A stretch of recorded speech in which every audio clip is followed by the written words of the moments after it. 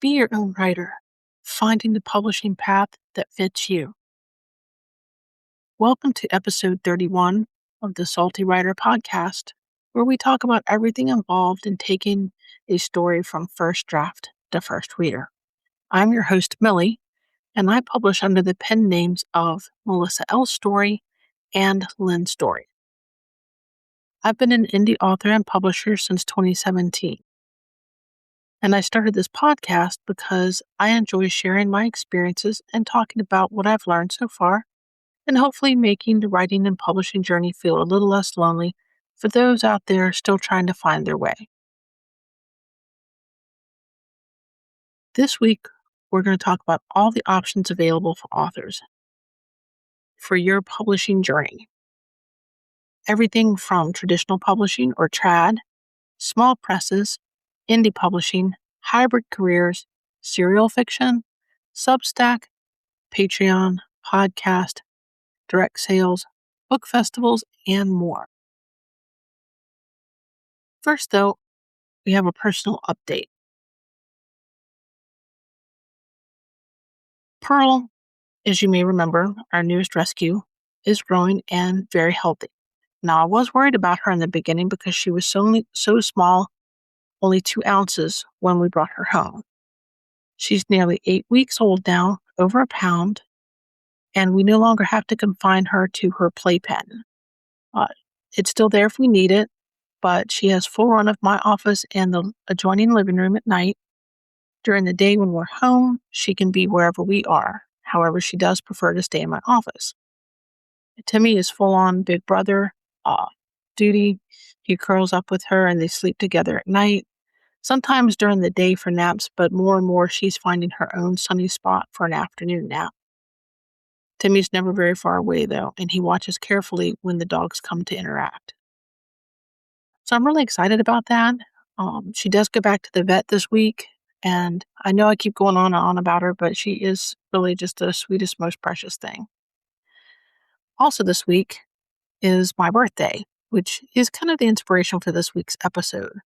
When you get to be of a certain age, you start reflecting on things a little more around the time of your birthday. Sort of a personal inventory, taking stock of things. And I've been doing quite a lot of that this week. I'm going to share some of that with you later on in the podcast and tell you what I've come up with so far. But in the meantime, for all my Gen Xers out there and fans of 80s music, even if you're not a Gen Xer, this week we're jumping back into the 1980s.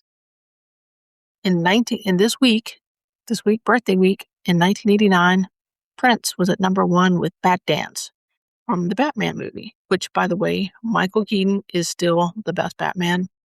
I don't care what anybody says. Also, Richard Marx was hot with Right Here Waiting for You. Bobby Brown on Her Own with the theme from Ghostbusters. And representing the hair band, Great White with Once Bitten, Twice Shy. However, in 1980, going back a few years, one of my faves was Christopher Cross hitting the Hot 100 with Sailing. Love that song. So let's get on with the podcast. So I'm on vacation from the day job this week, and yet here we are, 10 o'clock on Monday night. Actually, it's 10:37, recording the podcast. I told you I'm off my game this week a little bit earlier. Let's see if Pearl and Timmy will let me get through this podcast without too much noise from the feline editorial department. They have absolutely no respect for production schedules, although, to be fair, neither do I this week, apparently. But all of this, the vacation, the exhaustion, my birthday, and having a little more time than usual to think, has had me taking stock of things. Not just where I am in life, but where I am as a writer, where I want to go, and perhaps more importantly, what I no longer feel obligated to do simply because someone else says authors are supposed to do it. That may be one of the nicer things about getting older. Eventually you start asking, wait a minute, do I actually want to do this? And sometimes the answer is no. A very peaceful, liberating, occasionally profanity-laced no. And side note, you don't have to wait till you get my age to feel that way. you're in your 20s, 30s, 40s, and you don't feel like doing something, don't do it. Life is entirely too short. Take it from me. So, because the writing and publishing world is absolutely full of people telling us what we should be doing, that we should write every day, publish 4 or 6 or 12 books a year, write to market, never write to market, get an agent, avoid agents, publish exclusively through Amazon or publish wide, start a newsletter, get on TikTok, Instagram, Facebook, YouTube, build a direct sales store, record videos, attend conferences, run ads, and apparently become a full-service multimedia corporation somewhere in between chapters 12 and 13. At this point, I don't need a publishing strategy. I need a staff. I also find it ironic that the indie publishing world started because of all the roadblocks and complications that came with traditional publishing. And yet I see that a lot of people in the indie publishing space have turned around and created their own roadblocks, complications, and rules, all the things they were trying to escape from. And to me, that is completely maddening. So that's what I want to talk about more today. Not which publishing method is universally best, because there isn't just one.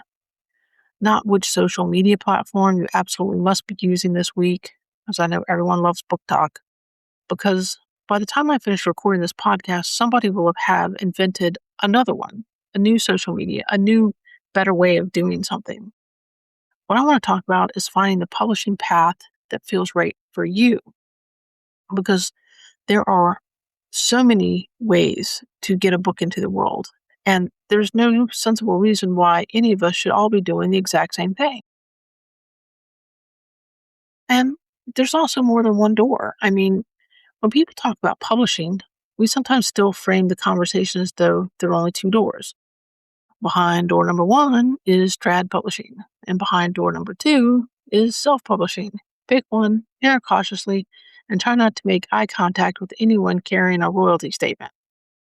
Publishing is much broader than that now.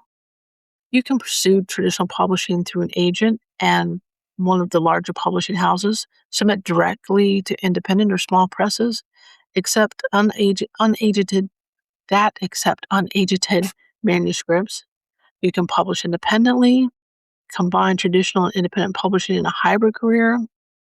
You can even serialize your fiction, use a subscription platform, build readership through Substack or Patreon, sell ebooks and print books directly from your own website, work with anthologies, create audiobooks, attend book festivals, conventions, publish primarily through Amazon, distribute widely to multiple retailers, or mix several of those approaches together. And that freedom is wonderful. And keep in mind, you can pick and choose any of those things. It's a mix and match situation, but you're not committing to any of that for life. Okay? It's that whatever you pick from that list that works for you might not work for you in 6 months, and you have to change it. And that's fine. Maybe, so much. And there's Pearl. So maybe it's not so much, um, you know, that something works or doesn't work. It could be just a vibe, I mean, something just doesn't feel right, even though it's supposedly the best, next best thing or whatever. You're under no obligation to do it. And anyone who judges you for doing so, well, you need to put some distance between you and them. So it is how you end up with 14 browser tabs open, like me right now. 3 passwords you can't remember, 2 newsletters half written, again, late night podcasting, and absolutely no idea why you originally sat down at the computer. And I've been having kind of all of those symptoms this week since I've been home from my day job. So the problem with having so many options is that writers can start mistaking opportunity for obligation. Something exists, another author is doing great with it, so suddenly we all think we're supposed to be doing it, and there's something wrong with us if we're not. And that's simply not true.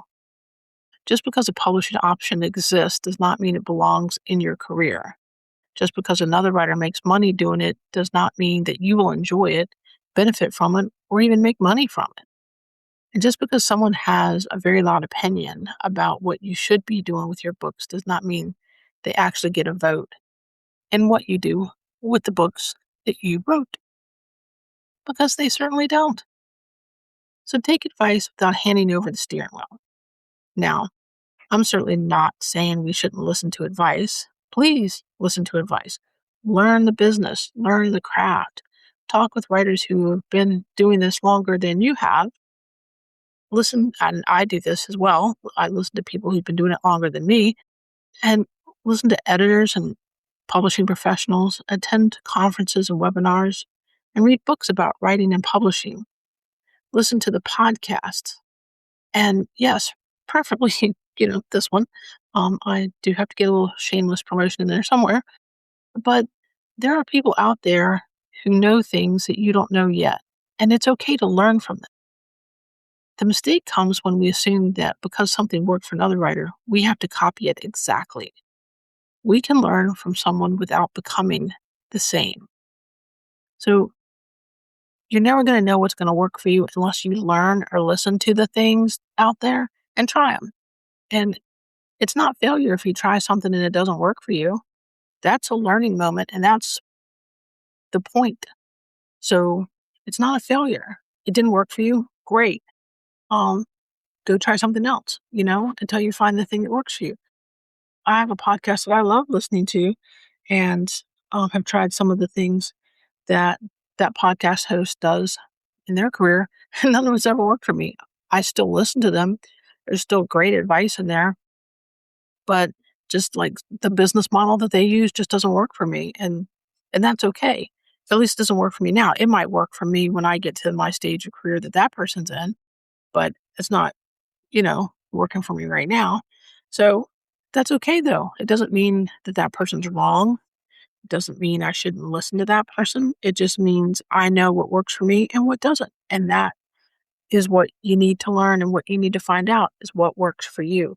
And you kind of have to follow your gut on that. I mean, you can do some trial and error, but, you know, how many numbers do you have to crunch to figure out whether something works or not? So, uh, you know, if it works and the numbers play it out, great. Um, if the if it works and numbers play out and you hate doing it, you might have to think about that. Like maybe find something that can get you the same numbers you're getting from that, but it's more enjoyable to do. Or, maybe farm that out. If you can, get someone to do it for you. If you're not a numbers person or marketing person, most of us aren't. Um, you know, it might be worth biting the bullet and paying someone else to do it for you if it's that painful. All of it's going to be kind of painful in the beginning until you learn how to do it. And then you might find it enjoyable. And, some things you still might not, but that's okay. That's how we learn. That's how we find our groove and our niche in this whole crazy indie publishing world. So, you know, again, you can learn from people without becoming those people. And maybe an author tells you that putting all of your books into KU is completely changed, their life, and that you should do the same. And that's great that worked for them, but ask questions, study what they did, and understand why that strategy worked for them, and then decide whether exclusivity makes sense for you. So I can assure you they didn't just pop all their books in there and walk away. They had to run, KU promos and do different things, and they still had to promote it. Just because it's in KU along with all the other millions of books doesn't mean that's instant overnight success. So no matter where you put your books, it's going to require work, whether it's exclusive to one site or another, or you're wide. You're still going to have to promote that site. So you just have to decide how much of that work you want to do. Do you want to do it for 10 sites, or do you want to do it for one site? And, I started out in KU. I did exclusivity, especially when I only had, a handful of books out there, 2 or 3 books, and I wasn't really sure what I was doing, frankly. And so it made it a little bit easier because I only had to learn how to get my books into one platform and get them out there. And I only had to learn how to promote that one platform. And, you know, and learning in bits and pieces. So you're not trying to learn everything at once. And that might work for you. It depends on your learning style and what kind of time you have. Um, but since then I've learned more, and, I'm now wide. I'm still on Amazon, but I am everywhere pretty much that you can buy books online. So Barnes and Noble and Kobo and Amazon, um, libraries, Draft to Digital, Smashwords, and my own store. Now I have a store set up through Payhip, um, and they just take a percentage of each sale. That's how they get paid. So there's no like setup fees or anything like that. And Payhip's actually a pretty powerful little site. You can have a blog on there. You can have groups, like chat groups like you would have on Facebook, but you could have them on there. So it's your own platform. Um, so and you control who comes in and you know the activity and how people act in there a little bit more. So you know there are options out there for you. Um, One day I might graduate up to Shopify, but for now, Payhip works for me. I don't have any complaints. They have an easy to use dashboard. I can run sales and promotions there just like I can anywhere else. And um, I can also create codes so that, you know, certain people like who subscribe to my newsletter get a special code, and only they can see the book, when it comes out. So it's like pre-order just for them. And then, it goes out to everyone else after a certain date. I can have the coupon expire whenever. So, there's all these different things that you can do on these different sites. So you just have to find the thing, you know, that works for you. And I digress, but I just wanted to put that out there. So another author may tell you that why change their career or something like I just told you.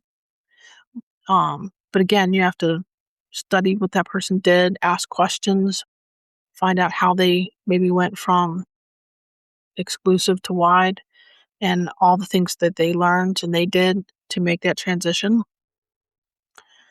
Some people swear that TikTok sold thousands of books for them. That's wonderful. If you like TikTok, your readers are there, explore it. If opening the app makes you want to throw your phone into the Chesapeake Bay, hint, hint, perhaps another marketing strategy would be healthier for you and me, uh, and the local crab population, because phones in the bay are not a good thing. So the phrase I have learned to be especially cautious about is you have to. Whenever someone says you have to do this if you want to be a successful author, I immediately ask, do I? Why? There are a few genuine requirements. You do have to write the book before you can publish one, so I think that's pretty self-evident. It needs to be readable. If you want people to buy it, it needs to be available somewhere. Sooner or later, you probably need to tell a few people that it exists. Um, but beyond that, there's quite a bit of room for negotiation. And some of that kind of leads into what does success mean for you? So part of choosing the publishing path means deciding what success actually looks like for you. Because this is another area where writers can accidentally let strangers establish the measuring stick. A bestseller list can represent success. So can six-figure publishing contracts, 10,000 newsletter subscribers, a movie deal, or enough money in royalties to leave your day job. Those are all perfectly legitimate goals, but they aren't the only goals. And those take time to obtain. Those are kind of the brass ring. So maybe your goal is eventually to support yourself with your books. Maybe you want writing income to supplement retirement. Maybe you want your books to pay for your conventions and advertising. Or maybe you would be thrilled to have 500 readers who genuinely look forward to every book you publish, as opposed to 10,000 who may or may not care. Maybe you have been carrying one story around in your head and heart for 20 years, And success means finally finishing it and publishing it and holding that paper back in your hands. So nobody gets to tell you that one of those achievements counts more than another. Numbers are particularly dangerous because there's always a bigger number.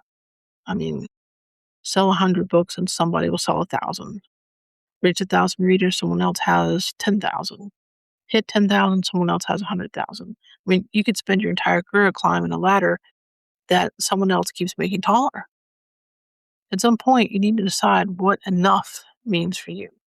And by the way, you're allowed to change your answers along the way. Your definition of success can change. It can, and you can have more than one definition of success simultaneously because there can be different levels of success. So to me, anyone who publishes a book has reached some level of success because everybody wants to write a book, but less than 1% of the population actually does it. Now, for all the authors that are out there, they only represent 1% of the population. I mean, that's incredible. So, you know, you can say, okay, getting a book published by, I don't know, some milestone by the time we turn 50 is success. Just taking something from my personal life. Um, but I've always been kind of late to the game on a lot of things, I had a goal where I wanted to get my master's degree by the time I turned 40. Because I didn't go to college right away, fresh from high school, like a lot of my friends did. So, I did that. And then I was like, okay, I want to publish a book by the time I'm 50. So I did that. So you can have all these little milestones. Those are measures of success. You can have those goals, those success goals, while you are simultaneously have a definition of success that says, I want to make enough money for my books to quit my day job. Okay.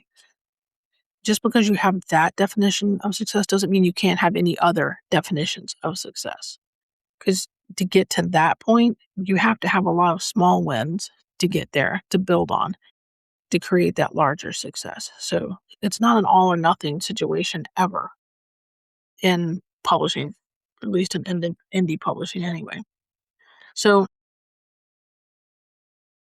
traditional publishing is certainly a legitimate way to publish a book.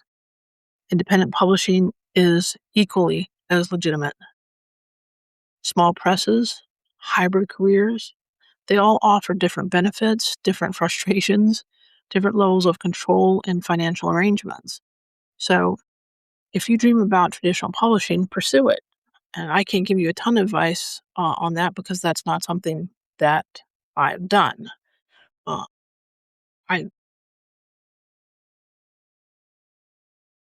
I have done queries back in the 1990s and it never panned out. So that's a story for another time.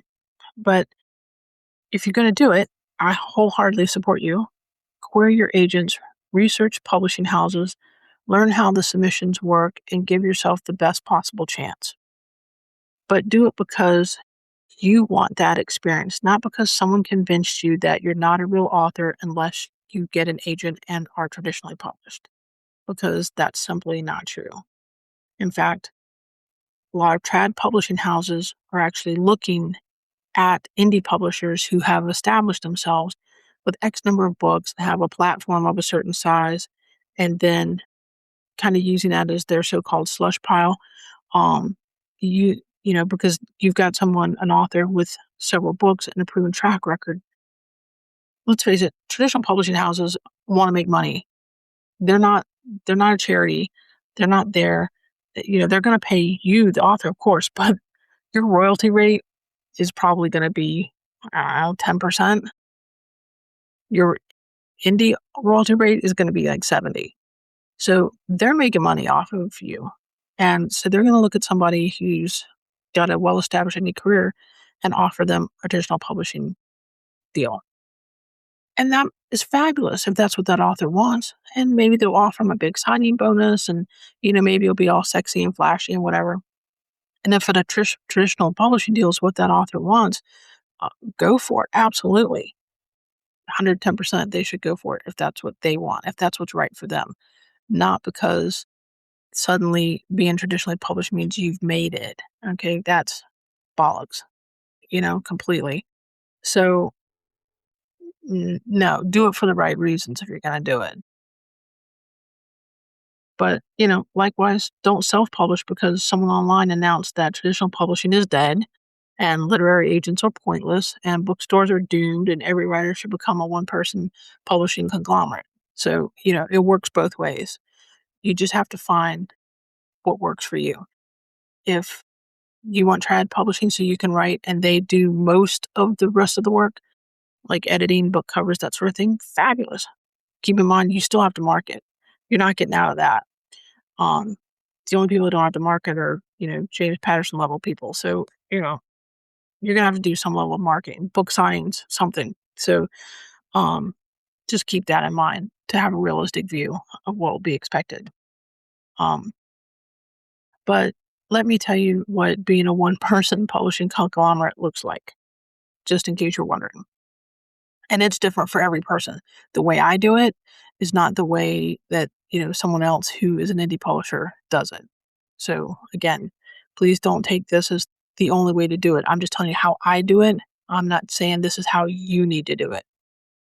But you're the bare minimum. You're the writer, publisher, production manager, marketing department, accountant/bookkeeper, website administrator, advertising department, customer service rep, technical support.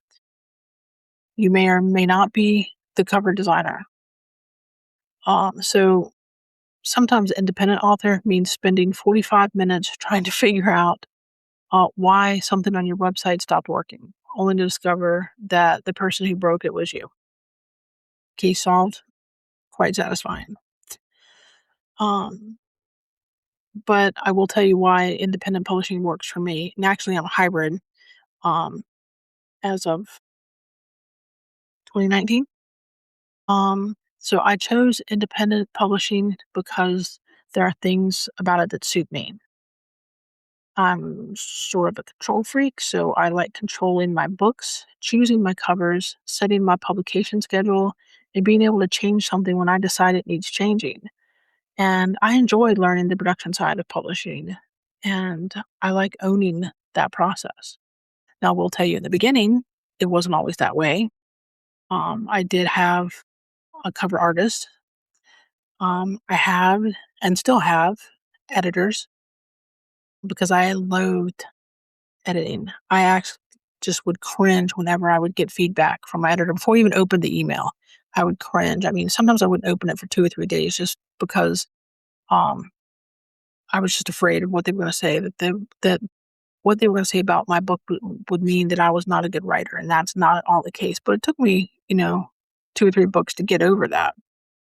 So, um, and the uh, graphic designer I had for my covers was amazing. So I could just give him like a little blurb about my book, and he would create the perfect covers. And so that was great. He did fantasy and science fiction. He did not do romance. So when I started writing romance as well, um, and I reached out to him, he did one cover for me, but then he showed me how to do it myself. And unfortunately, I've been doing them for him. Unfortunately for him, I've been doing them myself ever since. I don't use AI for them. Um, so yeah, but I do use things like Adobe Creator and BookBrush and things like that. Some of them are stock images that I then manipulate, like backgrounds usually, and then I manipulate with other images that I bring into it. Um, GIMP is a good one, but that one's got a big learning curve. It took me a long time to figure that one out. So anyway, so there are ways to do it yourself, and I found that I enjoy doing that, and I've actually now done covers for other people. So, you just kind of find these little niche things along the way that you enjoy. I also enjoy editing now much more than I used to. I actually um, look forward to it. and I do a lot of editing myself. And we've talked about this before I send it out, and pay for editing, because I'm not going to pay someone to fix something that I could have fixed myself if I had just read the darn thing. So, I want to spend my money on things that I did not see, or, a plot hole that I missed because I know what the story's supposed to be. And I just, auto fill that in my brain when I'm reading it. So, um, just kind of, keep those kinds of things in mind, things that are worth paying for, and things that you have the skill set to do for yourself. So again, I like choosing my own covers. You could set your own publication date. You're under nobody's schedule. You put the book out when you want to put the book out, and the only really obligation and contract that you have is with your readers. Uh, so I do every single part of it for the most part. Um, I use Vellum for formatting. I use ProWriting Aid for editing before I send it out to my editors. I have a line editor and a discovery editor. Um, sorry, discovery, a developmental editor and a line editor. So, um, but again, I try to do as much as I can before it gets out there. But the overall independence of it kind of suits me. And that's the important thing. What suits you, what fits your lifestyle, what fits your skill set, what fits the schedule, the time that you have to work on it. Maybe you don't have a lot of time to do all these things yourself right now because you're working a day job or a night job or shift work or two jobs. But that doesn't mean that, and there won't be a time when you don't have to work all of those jobs, and you can spend more time on the writing, and then you can take on some of these other things. Like in my case, the cover design. You could take on the cover design yourself if that's something that you choose to do. Um, so I would never tell another writer that, um, because independent publishing works for me, that is automatically the right choice for them. Absolutely not. And I wouldn't expect a trad publisher to try, or trad published indie, good grief. This is what happens when you try doing this late at night. I wouldn't expect someone who is traditionally published to try and convince me that that is the way I needed to go either. So, um, you just have to, you really just have to look at the overall big picture. You've got to be able to, you know, figure out how you're going to handle the marketing and the managing of your files, and, deciding on trim sizes, and, who knew that would keep you up at night. You've got to be willing to pay for your own ISBN numbers. Um, you got to work on your keywords, your metadata, and there's software out there to help you with that. Your distribution, uh, you know, I mean, it can be overwhelming. And especially if you try to do it all at once right out the gate. That's why I say go, if you're going to be indie, go exclusive first, learn one platform, whatever platform that is. It doesn't have to be KU. It could be something else depending where you are in the world. But whatever that one platform is, do that one, learn it. And then that will give you time to go learn the others. And then you can decide if you want to spread your wings a little bit that way. Or maybe the one works for you, and where you are, and it achieves your goals, and that's perfectly fine. You do not have to be published wide. So it's got to fit your personality and your goals and the resources that are available to you, because it can get expensive to publish yourself too. So, you have to look at the numbers and see, what works for you. Also, other people's fears don't have to become your fears either. And that's another reason we need to be careful about allowing other people's opinions to guide our careers. Sometimes people are giving us advice based on their own fears, experiences, and limitations. They may genuinely care about us and want to help protect us, but they um, they may be harming us unintentionally, because their experience is not your experience. Someone tells you getting published is nearly impossible because they struggle to get published. Someone can tell you that you can't make money writing books because they haven't, or someone else tells you that you're too old to begin writing, or too young to know anything worthwhile about writing, too inexperienced. All these all these things. And, you know, we already know that's not true. As I mentioned a minute ago, I published my first novel at 50. Apparently nobody remembered telling me I was supposed to have missed the deadline as far as being able to become a writer. And thank goodness no one told me that. Well, even if they did, I'm not really sure I would have listened anyway, because that's not me. But no one did. No one told me I couldn't get published because I was of a certain age or whatever. So don't let anyone tell you that either. Writers hear plenty of other declarations too. You can't switch gears, or you shouldn't use a pen name, or you shouldn't use multiple pen names. And, you know, that's clearly not true. Don't write a series, do write a series. Um, don't start a podcast until you have a huge audience. How are you going to get a huge audience unless you have a podcast to start with? I mean, seriously. I started a podcast with, one listener, my editor, bless her heart. So, I mean, you know, now I have, a couple thousand, and that's certainly not as many as some people, but it's more than I had in January when I started this. So, and if I only help one person through this podcast, that's meaningful enough to me right there. I publish all this myself too. I bought some software and a microphone, a decent microphone. And, I'm doing this in my office at home. Uh, my office that used to be the formal dining room. So, it doesn't have to be fancy to work.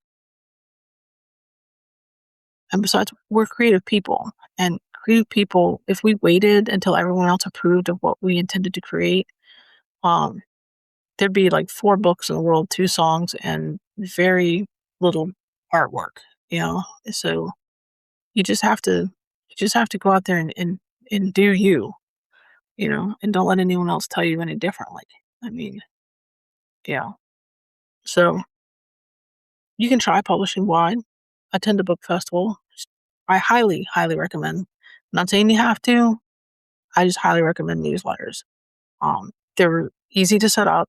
You can do it for free, and it gets you an audience, even if it's a small audience, right off the bat. Um, but again, you can do other things. I mean, some people publish serial fiction, and there's lots of platforms to do that on. And instead of, you know, dealing with a newsletter and sending out something every week or every other week or whatever your frequency might be, um, you could do a chapter a week of your book on one of those platforms, and you can have it paid or free or a little of both, whatever. Um, and get followers that way. And then when you're done, take all those chapters and make a book and publish it as a whole novel. And I bet you most of the people who read it already chapter by chapter will buy the book. So there's lots of ways you can do it. Um, it doesn't have to be, I mean, newsletters work for me, and newsletters work for a lot of people, but I'm not going to tell you that that's the only way to do it. So, and you can do different things. Like some people, um, I think it's a romance writer, I think, or maybe a horror writer, or maybe both, but someone actually mails out, like through snail mail, something kind of related to their stories. So it may be a letter from a character written to the recipient. Now, it's a type of newsletter. That person has to have your name and address to be able to do it, and you sign up for it. So it's kind of like having a newsletter, but it's not newsletters in the way we typically think of them these days. So there's all kinds of ways, to reach out to fans, to communicate with your fans, to share things with your fans, in addition to actually publishing.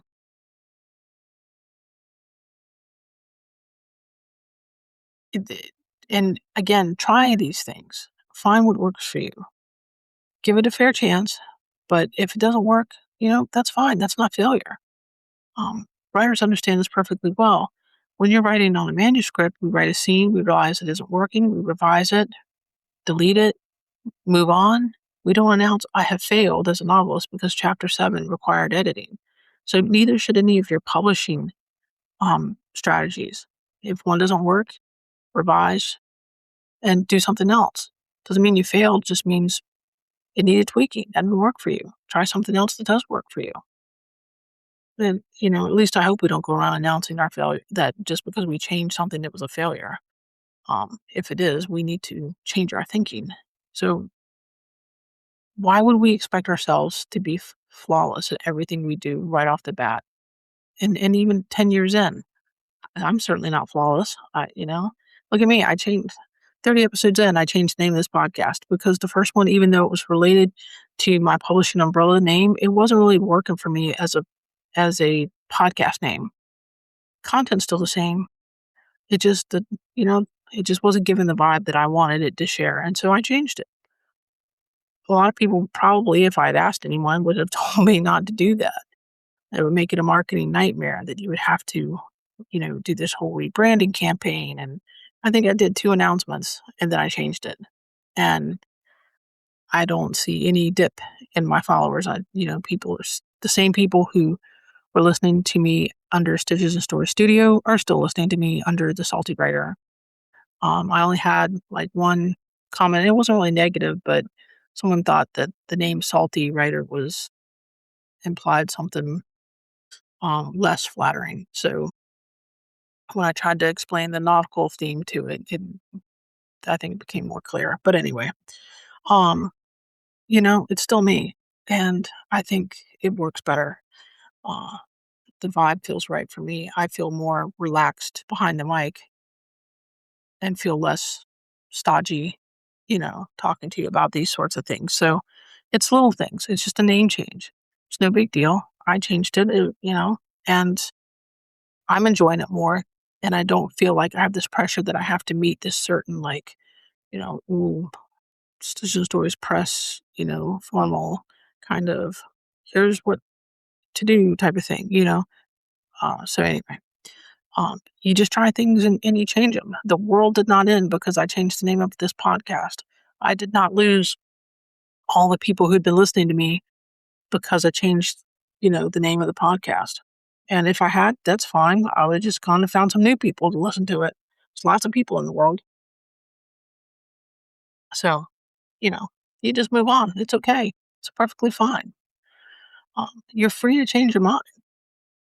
Again, what works for you today may not work tomorrow, may not work 10 years from now. And that's good because that means you're growing and your career is growing and your um, skills are growing. And that's what's supposed to happen. If everything stays the same from day one to 10 years from now, that to me is a problem. I don't know if you've ever heard the saying, you can have 10 years experience or you can have 1 year's experience 10 times. I don't think anybody wants that regardless of what you're doing, whether it's writing, publishing, your day job, whatever that is. You need to have growth and change. So your life changes daily. Your priorities are always changing. Uh, if you have kids, your priorities change practically by the minute. So your writing and publishing, they change too.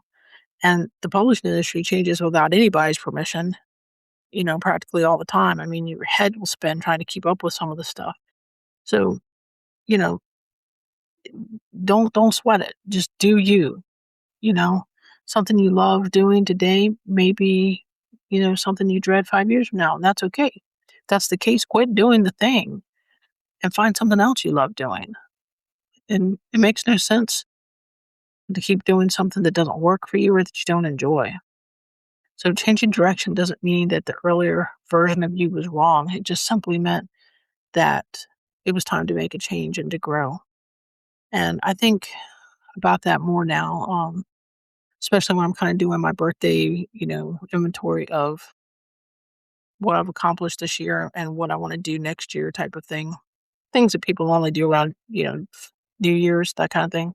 I do it around my birthday. Um, and it maybe it's part of maturing and getting older. You start looking at where you've been, and maybe resetting your priorities as to what you want to do uh, in the future. And one of the things that is changing for me is that I'm becoming increasingly more protective of my time. And I want to spend my time writing stories I care about and talking to readers and talking to you and creating things that interest me, trying new ideas when they excite me and saying no to things that don't. And even if everyone else seems to be doing them. One thing is, I am not on TikTok. I am not on Book Talk, and honestly, I don't have any interest in it. I don't watch TikTok videos. I've never seen a Book Talk video. Um, I am on things like Instagram,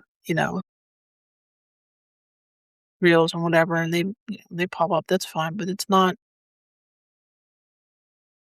just not something that interests me, you know, and that's fine. That's okay. Um, I'm still out there. Still, people still find me without me being on TikTok. So, and it's okay.